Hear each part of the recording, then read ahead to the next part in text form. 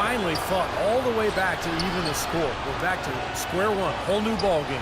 And with a comeback like that, they've definitely got the upper hand going forward. And Bellinelli kicks to Joseph.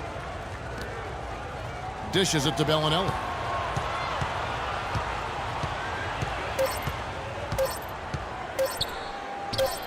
And the Spurs scoring again. You know, with all the shots they've knocked down here in the second half, their field goal percentage has crossed the 50% mark. Well, and that usually leads to a win. I mean, this is just very efficient offense that we're seeing tonight. Utah trailing here. Now let's send it to Doris from the sideline. Well, guys, Coach Greg Popovich, the reigning coach of the year, a big part of his approach is empowering players. He says, quote, it's a player's game, and they've got to take charge. Rather than try to manipulate them, he said, it's a great feeling when players get together and do things as a group. Kevin? Thanks, Doris. You know, giving his players room to lead and allowing them to take ownership, I mean, I think that's part of the genius of Popovich. G out with it. He's been patient so far. Nothing yet on the scoreboard. Here's Bellinelli. Goes back up. Splitter misses. For Utah, they've gone 2 of 5 shooting here in the third quarter. Hood kicks to Exum. Now the pass to Ingles.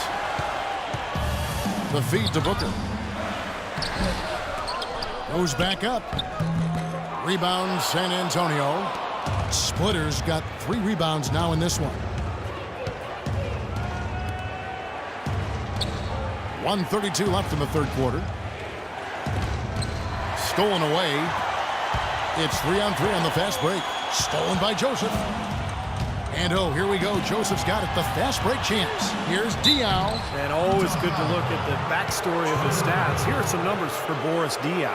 He's right around 9 points a night, 5 rebounds, and 3 assists. And some pretty good numbers, I think, guys, when you look overall at his contributions. Yeah, and he's always looking to raise his game, and that's what you see in his consistency. One of the important characteristics that he brings to the table.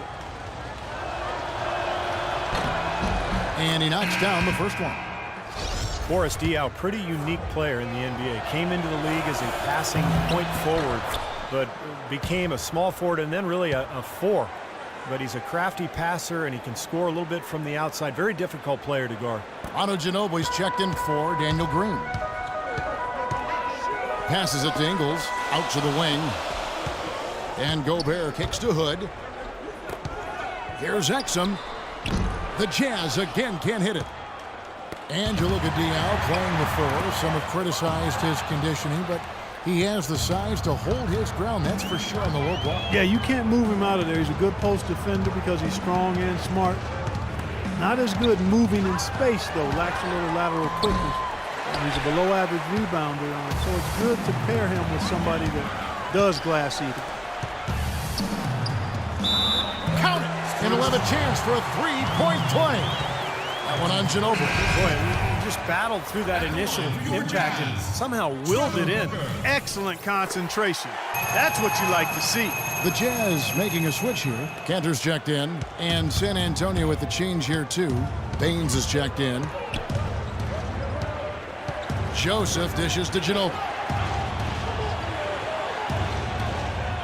He kicks it to Joseph. Back to Ginobili. 6 to shoot. From downtown. And Cantor pulls it down. You know, something that's kept this game close is the fact that the rebound totals are almost identical. No separation there. Not yet anyway. Here's Hood. It's blocked. Not enough. Can't get it to go.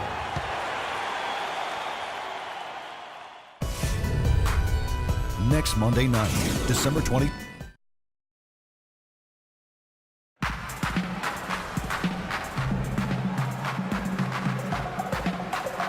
And it's time to bring up the State Farm assist of the game. Well, it had to be this play, don't you think, Kevin? Sure. This is just a phenomenal pass. Made the defense look like they had no idea what was going on. What precision with that pass. Beautiful.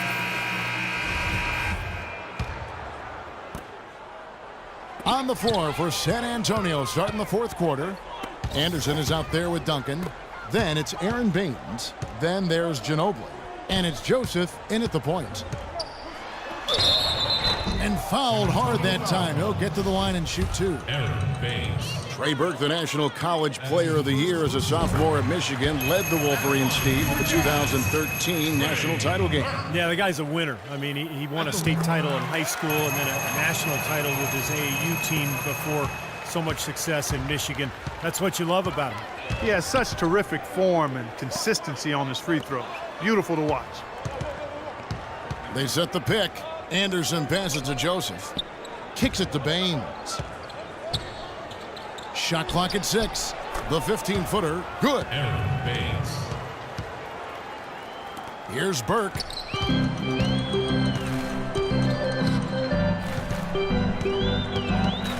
Pass to Hayward. Now the dish to Burke. Anderson against Hayward. Pass to Burks. And so he earns a trip to the line. Officials saw the contact, and he'll shoot two. Alec Burks, really known as a slasher coming into the NBA out of Colorado. His outside shooting was questioned, but he's put in the work. He's become a solid three-point shooter. Still young, he's only going to get better and better. Bonner, he's checked in for San Antonio. Green comes in for Manu Ginobili. Burks kicks to Burke. Can't cash in from close range. Yeah, he's surprised he didn't make that one because he had a pretty clean look at the hoop. Now here's Joseph. Duncan, a screen. 5 to shoot. Joseph dishes to Anderson. Connects on the foul line jumper. And Burke at 6'6", good quickness and ball handling ability, Clark, and he can play points in a pinch. And you know, Kevin, the Jazz asked him to play there at times in the past. Combo guard skills with legit shooting guard size. That's a leap of backward. Boy, Trey Burke, Columbus's own, has been a hand-in-glove fit for the Utah Jazz. He missed the first 11 games of last season with a fractured finger, and the Jazz won just one of those 11 games. Once he was healthy, he made a big difference bringing his team back to life. And the Jazz making a draft day trade to acquire Trey Burke, giving up the 14th and 21st picks to Minnesota. Steve, to take him 9th overall. Well, they saw a young player who dominated college basketball and seemed ready to take over their starting point guard spot from day one. I think they feel like they've found their point guard of the future. This kid is really good. They grabbed their own miss. So the whistle blows on the shot and 2 free throws for the contact right there. And the defense fouling there to prevent that layup, forcing 2 free throws here. Nice job that time of attacking the paint and drawing the contact. They'll take that. And he's good on the second. Well, at least they have the advantage, but if they don't get a stop here, that missed free throw could prove to be a killer. San Antonio calls timeout. Gordon Hayward with another strong contribution so far in this one. He's definitely rolling offensively. You might not be able to stop him, but you've got to find a way to contain him. Let's catch up with Doris from the sideline. Guys, thank you. I got a chance to hear what Greg Popovich was saying to his team. They've been getting torched with all these shots from long range, and he simply said, we can't lose track of their shooters, guys. We're over-helping inside, and it's leaving them wide open. Can they make the adjustment, guys? Takes a shot at the elbow and off the front, and in it goes. Game winding down, and they just keep changing leads. Absolutely. I mean, 6 lead changes here so far. Steve, exciting stuff. Yeah, this is a fun game to watch. Which team can kind of extend a lead and make a couple of big plays here, try to seize momentum. We'll see. Utah leading.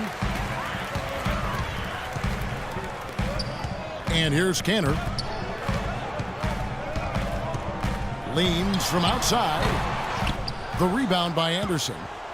Anderson's got his 3rd rebound tonight. Now Joseph.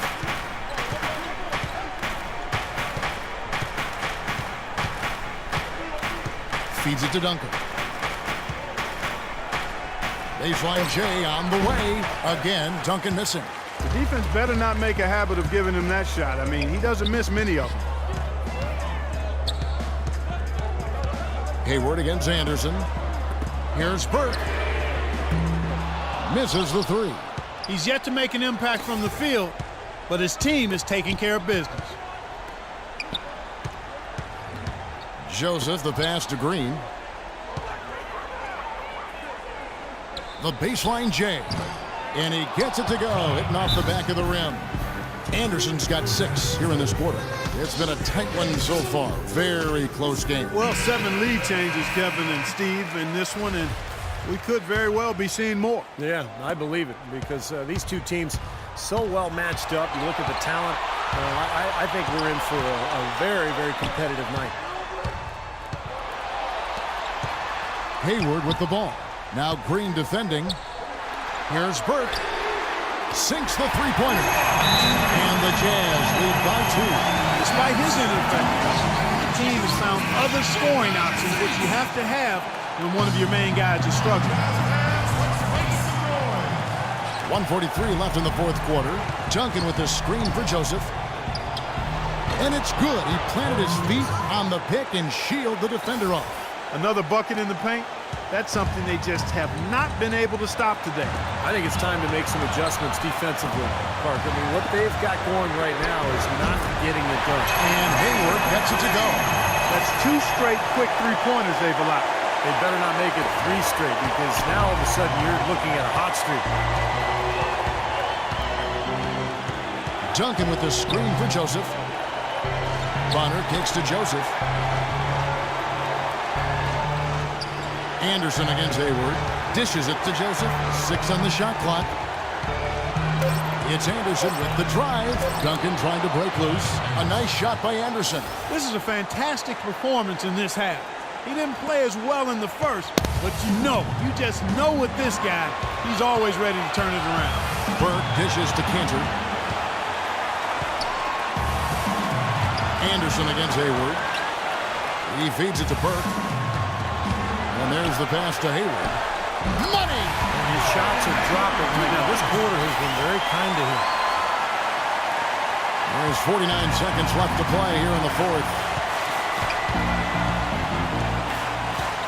Joseph with the ball. Top of the key. Buries it. And that shot brings them to within just 1. And that is the shot of the game. Well, he's got the guts and courage to take it and the skill to make it. And I think we'll see them burn the clock a bit here. I think that's probably a smart move. I think so, too. And you could feel the crowd react as one. Yeah, that shot got them out of their seats and off their hands. Guys, they just exploded when it went down. Ginobili's checked in for the Spurs.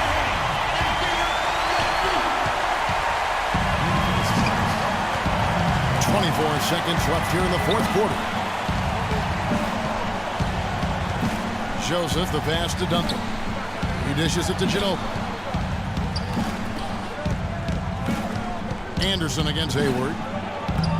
Anderson can't get it to go. And now they decide to foul intentionally. Well, you do what you have to do to extend this game and try to get the ball back. In this situation, clock management crucial. At the line for 2. And the second of 2 is good. That gives them a 4-point cushion. 7 seconds left in the fourth quarter of this one. And Joseph kicks to Anderson for the 3. And so it's Utah who scraped by with a win. And Clark, it was quite a nail-biter. Yeah, it was tight. Their guys were able to come up with big plays down the stretch, and that's the difference. Well, that'll do it. For Doris Burke, Steve Kerr, and Clark Kellogg, this is Kevin Harlan saying so long. We'll see you next time. And as we leave, we give you our Jordan Player of the Game, Gordon Hayward.